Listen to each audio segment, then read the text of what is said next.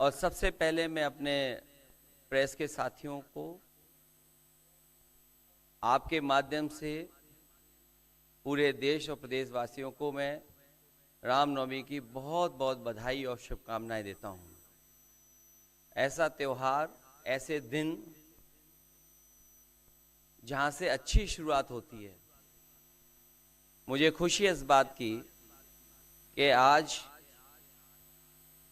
Congress party के नेता राहुल गांधी जी और समाजवादी पार्टी की आज हम मिलकर के प्रेस कर रहे हैं। पहले चरण का चुनाव उत्तर प्रदेश का होने जा रहा है और जो पश्चिम से हवा चल रही है वो पूरे के पूरे उत्तर प्रदेश और देश के माहौल को बदलने जा रही है। आज गाजियाबाद में बैठे हैं।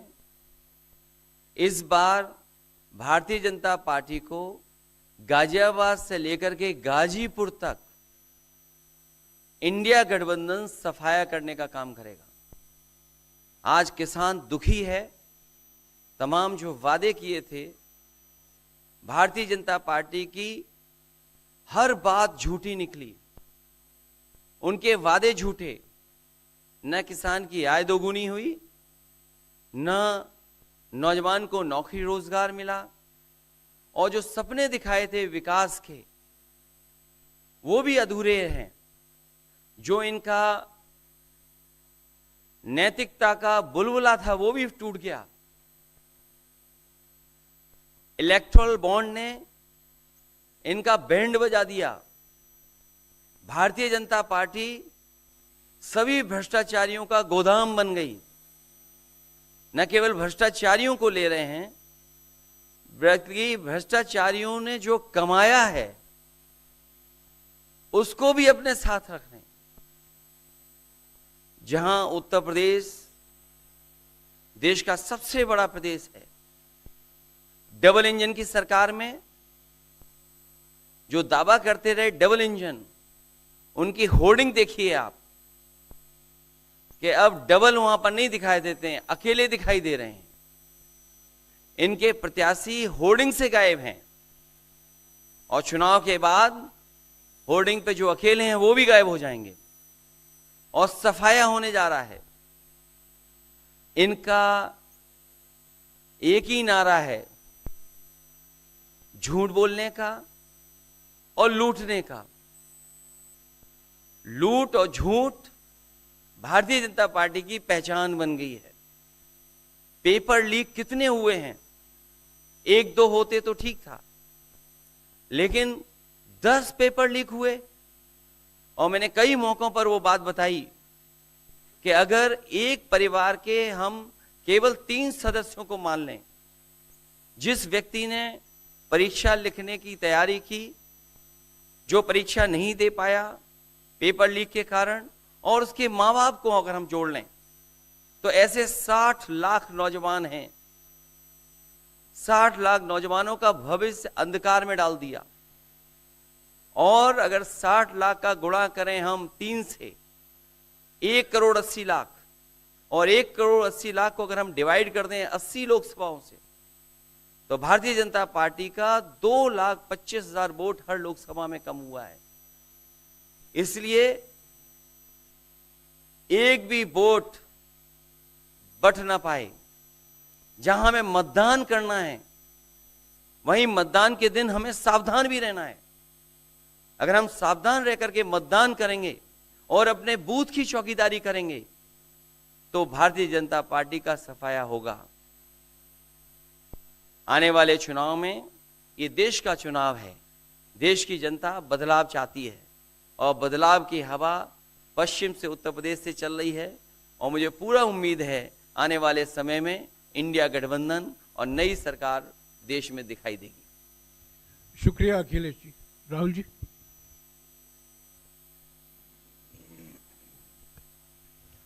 नमस्कार। रामनवमी की आप सबको, देश को बहुत बहुत शुभकामनाएं। ये चुनाव विचारधारा का चुनाव है। एक तरफ आरएसएस और बीजेपी जो संविधान है, लोकतांत्रिक सिस्टम है, उसको खत्म करने की कोशिश कर रही है, और दूसरी तरफ इंडिया गठबंधन, कांग्रेस पार्टी संविधान को, लोकतंत्र को डिफेंड करने की कोशिश कर रही है, उसकी रक्षा कर रही है। चुनाव में 2-3 बड़े मुद्दे हैं। सबसे बड़ा बेरोजगारी, दूसरे नंबर पर महंगाई, भागीदारी। मगर बीजेपी 24 घंटा डिस्ट्रैक्शन करने में लगी रहती है। कभी प्रधानमंत्री समुद्र के नीचे चले जाते हैं, कभी आसमान में सी प्लेन पे चले जाते हैं, मगर जो मुद्दे हैं उनके बारे में ना प्रधानमंत्री ना बीजेपी बात करती है। कुछ दिन पहले प्रधानमंत्री ने ANI को बहुत लंबा इंटरव्यू दिया, स्क्रिप्टेड था मगर फ्लॉप शो था। प्रधानमंत्री जी ने उसमें इलेक्टोरल बॉन्ड्स समझाने की कोशिश की। प्रधानमंत्री जी कहते हैं कि इलेक्टोरल बॉन्ड्स का सिस्टम ट्रांसपेरेंसी के लिए लाया गया, राजनीति को साफ करने के लिए लाया गया। अगर यह सच है तो उस सिस्टम को सुप्रीम कोर्ट ने रद्द क्यों किया? और दूसरी बात, अगर आप ट्रांसपेरेंसी लाना चाहते थे तो जिन लोगों ने आपको पैसा दिया, बीजेपी को पैसा दिया, हजारों करोड़ रुपए दिए, उनका नाम आपने क्यों छुपाया था? और जिन तारीखों पे उन्होंने आपको पैसा दिया उसको आपने क्यों छुपाया था? पता लगता है हजारों करोड़ रुपए का कॉन्ट्रैक्ट किसी कंपनी को मिलता है, उसके एकदम बाद वो कंपनी बीजेपी को पैसा देती है। सीबीआई की इंक्वायरी होती है, ईडी की इंक्वायरी होती है किसी कंपनी पर, शुरू होती है, उसके 10-15 दिन बाद कंपनी करोड़ों रुपए बीजेपी को देती है और फिर सीबीआई की इंक्वायरी, ईडी की इंक्वायरी बंद हो जाती है। सड़क पे इसको एक्सटोर्शन कहते हैं, एक्सटोर्शन कहते हैं सड़क पे। तो ये जो है इलेक्टोरल बॉन्ड्स का जो स्कीम है, ये दुनिया का सबसे बड़ा एक्सटोर्शन का स्कीम है। हिंदुस्तान के सारे बिजनेसमैन इस बात को समझते हैं, जानते हैं, और प्रधानमंत्री जितनी भी सफाई देना चाहें कोई फर्क नहीं पड़ने वाला है, क्योंकि पूरा देश जानता है कि प्रधानमंत्री भ्रष्टाचार के चैंपियन है। धन्यवाद। शुक्रिया राहुल जी। अच्छा, एक और बात, आपने जयराम जी आपने कहा कि जो भी आपको क्वेश्चंस पूछने हैं आप पूछेंगे, और ये ओपन एंडेड प्रेस कॉन्फ्रेंस है। बट इसमें एक और बात, मुझे पहले ही 2-3 बीजेपी वाले क्वेश्चंस पता लग जाते हैं, तो वो तो गारंटी पूछे जाएंगे, तो उनके लिए मैं तैयार हूं। आजकल गारंटी का जमाना है राहुल जी। पहला सवाल महिकार सिंह जी, हिंदुस्तान हिंदी डेली से। माइक दीजिएगा।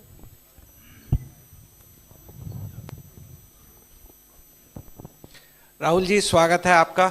दोनों नेताओं, जबकि आज प्रचार का पहला चरण समाप्त होने वाला है, आपने मेरे मित्रों को थोड़ा सा कसरत करा दी, वो दिल्ली से यहाँ आए हैं। आपने गाजियाबाद में ही क्यों पीसी की? यूपी और दिल्ली छोड़ के गाजियाबाद में पीसी हो रही है। दूसरा सवाल ये है राहुल जी से कि लोग तो गुजरात छोड़कर पीएम बनने के लिए बनारस आते हैं, आप बाय नाइट चले गए, तो क्या अमेठी या रायबरेली से आप लड़ेंगे? ये बीजेपी वाला क्वेश्चन है, ये पत्रकार का सवाल। पहले ही opening ball BJP question. Very good, शाबाश। देखिए, अमेठी की बात कांग्रेस का डिसीजन है, जो भी मुझे ऑर्डर मिलेगा मैं वो करूंगा। सीईसी मीटिंग, हमारी पार्टी में सीईसी मीटिंग्स में ये डिसीजन लिए जाते हैं। बट पहला बीजेपी का question, good question, thank you. Amar Ujala से निशा, आप थोड़ा शांत हो जाइए यहाँ प्लीज। बहुत बहुत स्वागत है। मेरा सवाल आपसे ये है कि यूपी में न केवल यूपी में बल्कि पूरे देश में इस बार कांग्रेस ने अपने बहुत कम प्रत्याशी 268 अभी तक सामने आए हैं और यूपी में तो 80 सीटों के मुकाबले केवल 17 सीट हैं। ऐसा क्यों? क्या ऐसा मान के चल रही है कांग्रेस कि आप कमज़ोर चल रहे हैं या यूपी में कमज़ोर है कांग्रेस, इसलिए सपा या आपके गठबंधन बाकी सहयोगी पार्टी सीट नहीं देना चाह रही हैं? नहीं, हमने डिसीजन लिया है कि इंडिया गठबंधन चुनाव लड़ेगा और हमने सीट शेयरिंग की है और ओपन माइंडेड तरीके से दिल खोल के हमने सीट शेयरिंग की है। हम चाहते हैं कि थोड़ी सी हम फ्लेक्सिबिलिटी दिखाएं और ओपन माइंडेड तरीके से हम चुनाव लड़ें, इसीलिए हमने स्पेस अपने पार्टनर्स को दी है, बट इसका कोई कमजोरी का मतलब नहीं है। पीटीआई से अनवर। राहुल जी, मेरा सवाल आपसे है कि पिछले बार जो आप दोनों लोगों का गठबंधन था वो सफल नहीं हो सका उत्तर प्रदेश में। एक बार फिर आप लोग साथ आए हैं और प्रधानमंत्री ने पिछले दिनों कहा कि ये दो लड़कों की फ्लॉप फिल्म है जो इस बार भी फ्लॉप होगी। तो आगे आप क्या उम्मीद कर रहे हैं इस गठबंधन से? उत्तर प्रदेश में कितनी सफलता मिलेगी और कितनी सीटों की उम्मीद है इस बार आप लोगों को? देखिए, मैं सीट्स का प्रेडिक्शन तो नहीं करता हूं, जनरल बात कह सकता हूं कि 15-20 दिन पहले कि 180 से 180 तक जाएंगे, अब मुझे लग रहा है 150 तक जाएंगे। हर स्टेट में हमें रिपोर्ट मिल रही है कि हमारा चुनाव इंप्रूव कर रहा है और अंडर करंट है। जहां तक गठबंधन की बात है, यूपी गठबंधन की बात है, बड़ा पावरफुल गठबंधन है और बहुत अच्छा परफॉर्मेंस होगा हमारा उत्तर प्रदेश में। दैनिक जागरण से आदित्य त्रिपाठी। आप दोनों का बहुत बहुत स्वागत है। मेरा प्रश्न यह है कि उत्तर प्रदेश में एनडीए गठबंधन रोकने के लिए आपकी क्या रणनीति है? सॉरी, क्या? उत्तर प्रदेश में एनडीए गठबंधन को रोकने के लिए आपकी क्या रणनीति आप दोनों लोगों की?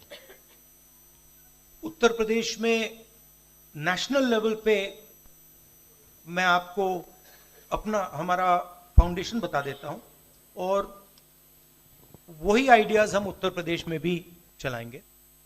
देखिए, पिछले 10 सालों में नरेंद्र मोदी जी ने नोटबंदी करके, गलत जीएसटी लागू करके और जो बड़े बड़े अरबपति हैं, अदानी जी हैं, उनका पूरा सपोर्ट करके जो रोजगार पैदा करने का सिस्टम था उसको उन्होंने कंप्लीटली खत्म कर दिया है। तो सबसे पहला काम जो रोजगार हिंदुस्तान के युवाओं को मिलना चाहिए उसको एक बार फिर स्ट्रेंथन करने का है। उसके लिए हमने अपने मैनिफेस्टो में 2-3 आइडियाज दिए हैं। एक आइडिया रेवोल्यूशनरी आइडिया है, राइट टू अप्रेंटिसशिप। तो जो अमीर घर के बच्चे होते हैं वो अप्रेंटिसशिप करते हैं, ट्रेनिंग मिलती है, पेड ट्रेनिंग होती है। तो हमने डिसाइड किया है कि हिंदुस्तान के उत्तर प्रदेश के सब ग्रेजुएट्स को, डिप्लोमा होल्डर्स को हम अप्रेंटिसशिप का अधिकार देंगे। जो भी अप्रेंटिसशिप करना चाहेगा उसको प्राइवेट सेक्टर में, पब्लिक सेक्टर में, सरकार में अधिकार मिलेगा, अप्रेंटिसशिप का अधिकार मिलेगा, ट्रेनिंग होगी और 1 लाख रुपए साल का, 8,500 रुपए महीने का उस युवा के बैंक अकाउंट में हम डालेंगे और ये करोड़ों युवाओं के लिए हम अधिकार दे रहे हैं। इससे एक ट्रेन्ड मैन पावर तैयार होगा, प्राइवेट कंपनीज को भी इसका फायदा होगा, सरकार को भी इसका फायदा होगा और एक प्रकार से युवाओं के लिए ये एक जॉब मार्केट में एंट्री का सिस्टम हो जाएगा। दूसरी चीज 30 लाख सरकारी रोजगार हैं जो नरेंद्र मोदी भर नहीं रहे हैं, वो वैकेंसीज हम युवाओं को देने जा रहे हैं। पेपर लीक की बात हुई है, उसके लिए हम कानून बनाएंगे, उसको हम खत्म कर देंगे। तो ये बात हुई युवाओं की। एक और हमारा आइडिया, क्रांतिकारी आइडिया, और ये उत्तर प्रदेश की महिलाओं को बहुत फायदा मिलेगा इससे। हर गरीब परिवार की हम लिस्ट बनाएंगे और हर गरीब परिवार में से हम एक महिला को चुनेंगे और उसके बैंक अकाउंट में महीने के 8,500 रुपए, साल के 1 लाख रुपए सरकार हर महीने बैंक अकाउंट में डालने जा रही है। किसानों की बात, किसान सिर्फ 2 चीजें मांग रहा है। नरेंद्र मोदी से 10 साल मांगा, हमें सही दाम दिलवा दीजिए, और जैसे आपने 16 लाख करोड़ रुपए, मतलब 24 साल का मनरेगा आपने अदानी जैसे लोगों का माफ किया, वैसा ही आप हमारा भी माफ कर दीजिए। और नरेंद्र मोदी मना करते हैं, उन पर फायरिंग करवा देते हैं, उनको डरा देते हैं। तो हमने लीगल एमएसपी का निर्णय ले लिया है। हिंदुस्तान में पहली बार लीगली गारंटीड एमएसपी होगी और हम उनका, किसानों का कर्जा माफ करने जा रहे हैं। यही मेन मुद्दे हैं चुनाव में। बीजेपी का मैनिफेस्टो देखेंगे तो उसमें आपको उसका जो फाउंडेशन है, 2 चीजें हैं। एक कि वो शायद 10-15 साल बाद ओलंपिक गेम्स इंडिया लाएंगे, और दूसरा 1 या 2 व्यक्तियों को वो चांद पे पहुंचा देंगे। तो ये बेसिकली चुनाव चल रहा है।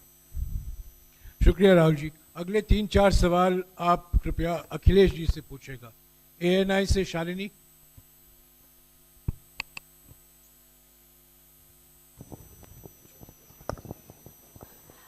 पहला सवाल राहुल जी से है। अखिलेश जी से पूछेगा प्लीज। उन्होंने कृपया लगा दिया, इसलिए अब हमसे पूछिए। दोनों से पूछूंगी सर। पहला सवाल राहुल जी से है, जैसे कि पीएम ने कहा है कि मैं देश बचा रहा हूं, लेकिन इंडिया अलायंस जो है वो परिवार बचा रहा है, इस पर क्या कहेंगे सर? और जो दूसरा सवाल, सेकंड बीजेपी क्वेश्चन। सर दूसरा जो सवाल है मेरा वो ये है, जादूगर कहा है उन्होंने राहुल जी को, और उन्होंने कहा एएनआई को जब इंटरव्यू दिया उसमें बोला कि ऐसा कौन सा जादू है कि एक झटके में गरीबी मिटा सकते हैं। मैं जानना चाहता हूं ऐसा कौन सा जादू है कि एक झटके में गरीबी मिटाई जा सकती है। तो ये मेरा सवाल दोनों से है। नहीं, दोनों से है। मैं धन्यवाद देता हूं, आप लोगों ने सवाल पूछे। हालांकि कुछ सवाल आपने राहुल जी से पूछे थे। एनडीए को पीडीए हराएगा, एनडीए को पीडीए हराने जा रहा है, एनडीए को पीडीए हराने जा रहा है। और जहां तक सवाल परिवारवाद की बात है, आज नवरात्र है, आज शुभ दिन है। भारतीय जनता पार्टी के लोग संकल्प लें कि ना किसी परिवार वाले को टिकट देंगे और ना किसी परिवार वाले से वोट मांगेंगे। और गाजियाबाद में कार्यक्रम इसलिए किया है क्योंकि हम दोनों लोगों ने संकल्प लिया है। वो तो इंडिया गठबंधन का नाम भी ठीक से नहीं ले पाते हैं। INDIA तो इंडिया होता है, इंडी कब से हो गया? यहां से सफाया होगा गाजीपुर तक। जो 14 में आए थे वो 24 में चले जाएंगे, और यूपी वाले स्वागत भी अच्छा करते हैं। और इस बार तो ढोल नगाड़ा और सब कुछ की तैयारी है। इस बार विदाई भी बहुत शानदार होने जा रही है। Times Now Bharat, Ranjeeta. अखिलेश जी से। जो आपने जो गरीबी को एक झटके में मिटाने की बात की, देखिए ये कोई नहीं कह रहा है कि गरीबी को एक झटके में मिटाया जाएगा। हम ये कह रहे हैं कि गरीबी को गहरी चोट पहुंचाई जा सकती है। और तरीके मैंने आपको बताए हैं। नरेंद्र मोदी जी ने पूरा का पूरा फोकस 22 लोगों पे किया है, 22-25 लोगों पे किया है। आज की सच्चाई है कि 22 लोगों के पास उतना धन है जितना 70 करोड़ लोगों के पास है। गरीबी का यह भी कारण है कि नरेंद्र मोदी जी ने सारा का सारा धन कॉन्सेंट्रेट कर दिया है, 20-25 लोगों को पकड़ा दिया है। मैं जाति जनगणना की बात कर रहा हूं और मैंने ये बात बहुत बार उठाई है।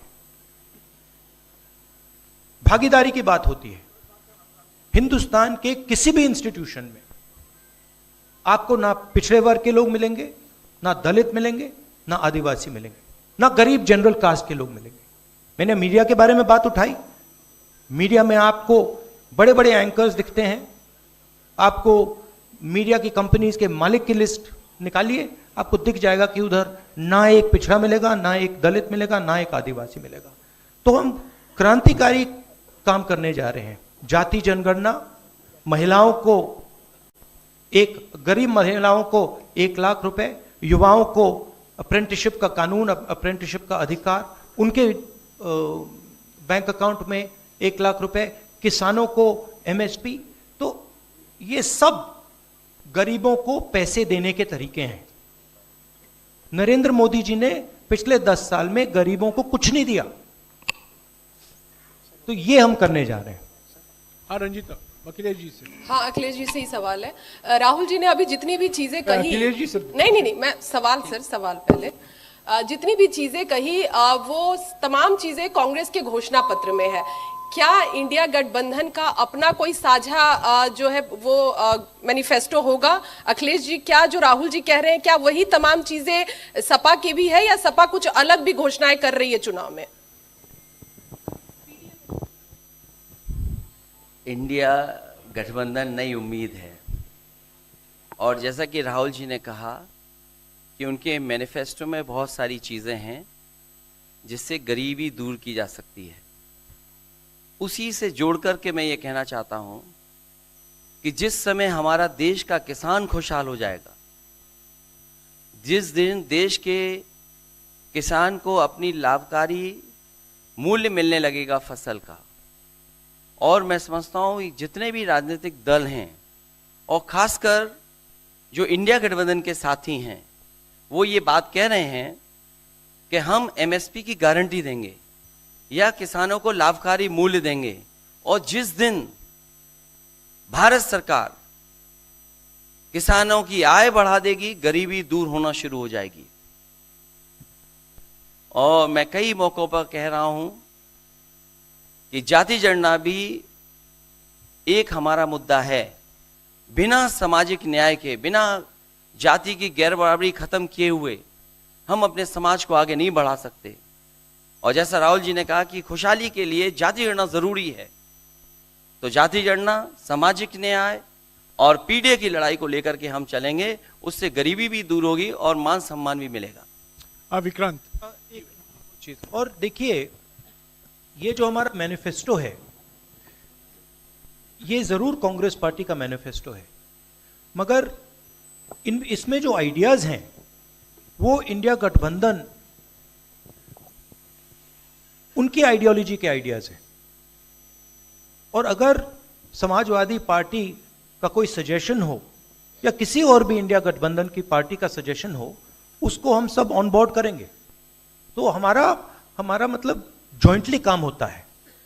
हम बातचीत करके, कंसल्ट करके काम करते हैं और फ्लेक्सिबिलिटी दिखाते हैं। और हम लोग G20 की तरह नहीं है, केवल 2 का चलता हो, बाकी सब 0 हो। अखिलेश जी समझने में वक्त लगेगा। अखिलेश जी, G20। अखिलेश जी, एक मिनट अखिलेश जी, अखिलेश को बुलाया है।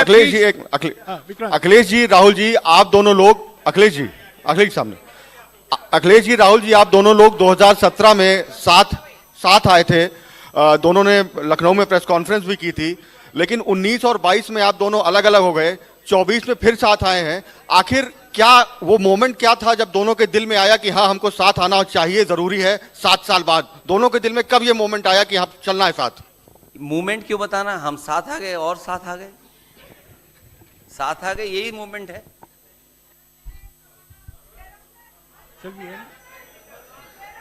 साथियों, अभी दोनों नेताओं को जाना है, उसके पहले हमारा गठबंधन का एक गीत है, वो जारी किया जाएगा। और हमारे 4 उम्मीदवार जो हैं वो राहुल जी और अखिलेश जी से एक फोटो खिंचवाएंगे। पहले गीत सुनिएगा, गीत देखिएगा। प्रेस कॉन्फ्रेंस समाप्त हुआ है, प्रेस कॉन्फ्रेंस समाप्त हुआ।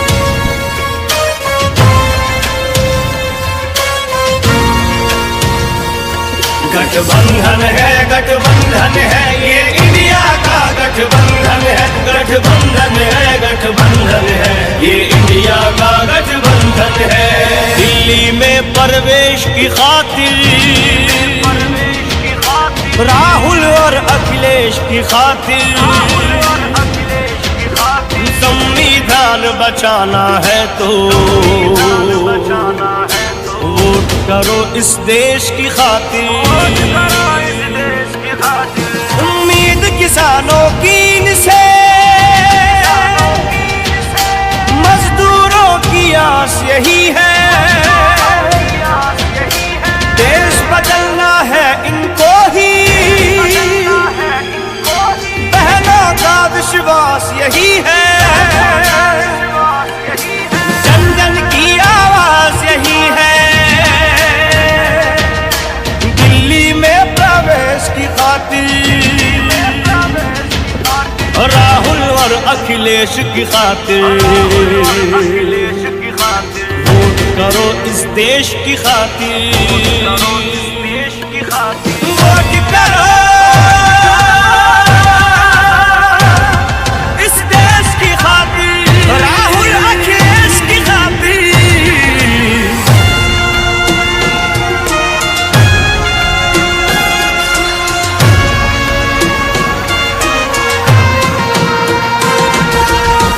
बचाए लोकतंत्र को अब तो इन्हीं से आशा है,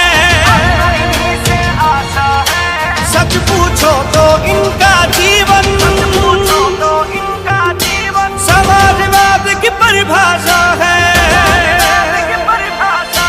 अब भारत का नारा यही है, दिल्ली में प्रवेश की खातिर राहुल और अखिलेश की खातिर वोट करो इस देश की खातिर। गठबंधन है ये इंडिया का गठबंधन है, गठबंधन है ये इंडिया का गठबंधन है।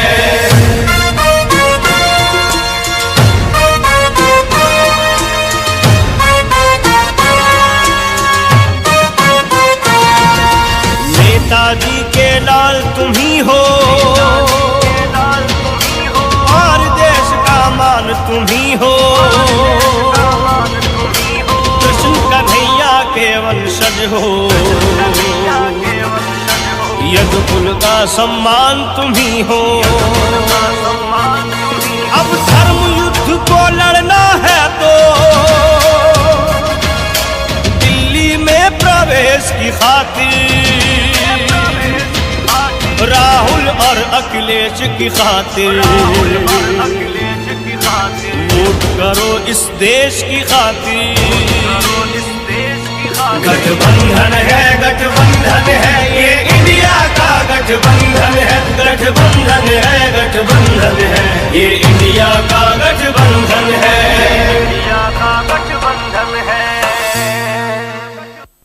साथियों, अभी हमारे उम्मीदवार हैं डॉली शर्मा गाजियाबाद से, अमरपाल शर्मा जी बागपत से, महेंद्र नागर गौतम बुद्ध नगर से और शिवराम वाल्मीकि जी बुलंदशहर से।